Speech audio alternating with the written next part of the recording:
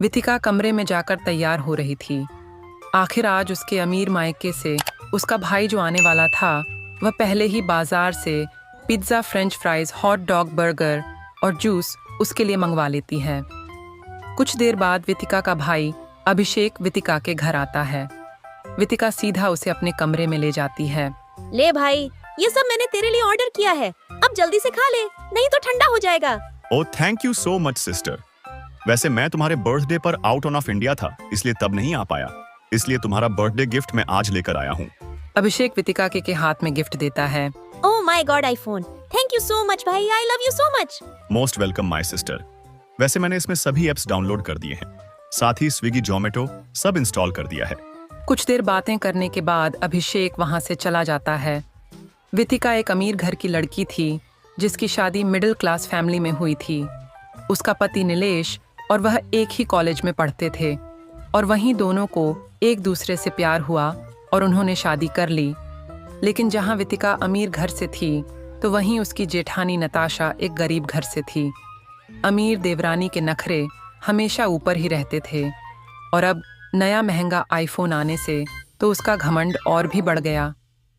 वह रसोई में काम कर रही अपनी जेठानी को जलाने के लिए उसके पास जाती है और उससे कहती है, नया फोन महंगा लगता है, वितिका देवर जी लाए हैं। क्या वो कहाँ से इतना महंगा फोन लाएंगे मेरे लिए? ये तो मेरा भाई लाया है, मेरे लिए बर्थडे गिफ्ट पता है, पूरे 1 लाख का फोन है। अच्छा, वैसे मैंने फेसबुक में देखा कि आपका भाई विशाल नैनीताल गया था हनीमून के लिए। मेरा भाई तो अपने हनीमून पर स्विट्जरलैंड गया था, पर खैर अब जिसकी जैसी औकात होगी वह तो वैसी ही जगह जाएगा ना। यह कहकर वितिका किचन से चली जाती है और बेचारी नताशा अकेले ही अब सारा काम करती है। शाम को नीलेश ऑफिस से घर आता है तो वितिका के पास इतना महंगा आईफोन देखकर कहता है, वितिका, आखिर क्या जरूरत थी अपने भाई से इतना महंगा फोन लेने की? तुम्हें नया फोन चाहिए ही था तो मुझे कह देती। हाँ, मुझे कह देती, तुम तो अपने जैसा कोई घटिया फोन ले आते। पूरे 1 लाख का है ये, और वैसे भी मैंने ये उससे मांगा नहीं था, बल्कि वही ले आया था। मेरे लिए तुम्हारे पूरे खानदान के फोन मिलाकर भी इतनी कीमत के नहीं होंगे जितना का ये अकेला ही है मेरा। वितिक तो अब बस कपड़े बदल बदल कर बस फोटो ही क्लिक करती रहती।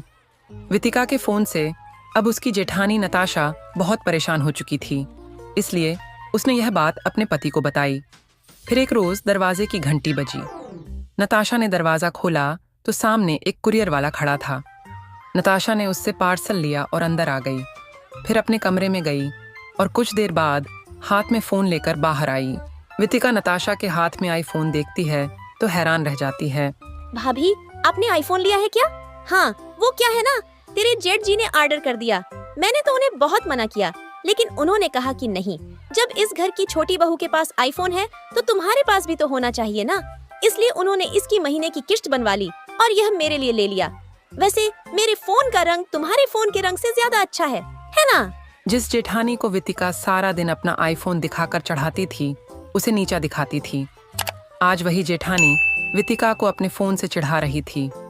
फिर नताशा अपने कमरे में चली जाती है। अब तो वह भी हर वक्त अपना आईफोन लेकर घूमती रहती और घर का काम जैसे का तैसा पड़ा रहता। भाभी, यह क्या है? अभी तक खाना क्यों नहीं बना? मुझे बहुत भूख लगी है। वो क्या है ना, देवरानी जी, अभी मुझे अपने फोन के फीचर्स समझने हैं, तो मेरे पास टाइम नहीं है, इसलिए ऐसा करो, तुम ही खाना बना लो हम सब के लिए। क्या मैं? उस दिन वितिका को ही सारे घर का काम करना पड़ता है और नताशा अपने कमरे में फोन देखती रहती है। लेकिन एक ही दिन में वो बुरी तरह थक जाती है और फिर गुस्से में खुद से कहती है, इस जेठानी के फोन ने मुझे नौकरानी बनाकर रख दिया है। ऐसा ही हाल रहा तो मैं तो काम वाली बाई बनकर रह जाऊंगी। नहीं, मुझे कुछ सोचना होगा। आइडिया। वितिका उस फोन को चुराने का प्लान बना लेती है। वो रात को चुपके से नताशा के कमरे में जाती है और उसके सिरहाने रखे आईफोन को उठाती है तो उसे देखकर हैरान रह जाती है। ये क्या? ये तो सिर्फ आईफोन का कवर है। तो इन्होंने कब आईफोन मंगवाया था? ये तो बस एक आईफोन का कवर ही है। तभी लाइट ऑन हो जाती है और सभी घर वाले उसका खूब मजाक उड़ाते हैं। वितिका शर्मिंदा हो जाती है तो आपने मुझसे झूठ क्यों कहा? मुझे कुछ मत बोलो देवरानी जी, ये आइडिया तो आपके जेठ जी का था। पिछले कुछ दिनों से तुम नताशा को अपना बड़प्पन दिखाकर उसे नीचा दिखा रही थी ना, तो मैंने सोचा क्यों ना तुम्हें यह एहसास दिलवाया जाए कि तुम इस घर की छोटी बहू हो और नताशा बड़ी पैसा और महंगा सामान ही सब कुछ नहीं होता। वितिका, अरे यह सब तो बस एक लालसा है।